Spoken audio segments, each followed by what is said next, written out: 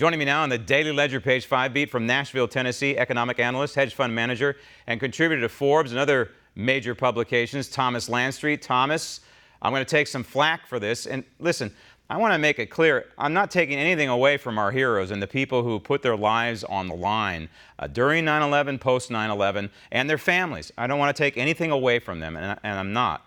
But to give a blank check for the next 73 years to Washington, D.C., that's screaming for abuse. Oh, totally. And that's the whole purpose, Graham. What a better ruse. I mean, nobody can say no to this, like you said, and still run for president. It's got too much human drama and emotion. But as I understand it, when you're a first responder, you're taking a certain amount of risk on, and you really are taking it on aggressively. You probably have a life insurance policy as well. So this is, of course, it's a Trojan horse for spending. I'm totally against it. I think Mike Lee was correct.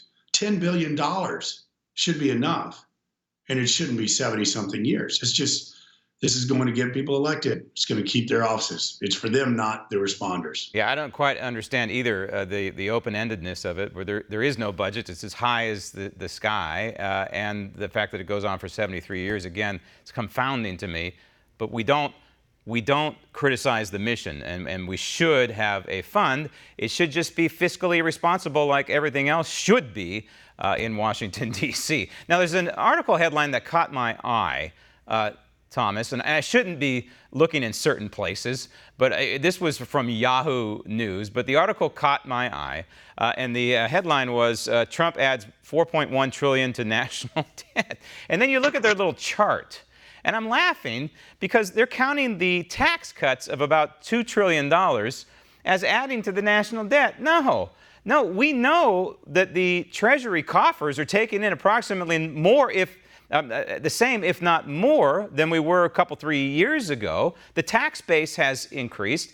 Washington, D.C. has a spending problem, not an income problem. You're absolutely right. Democrats only care about the deficit when they can blame tax cuts for it. What about the $1.7 trillion that were spent right after 2008?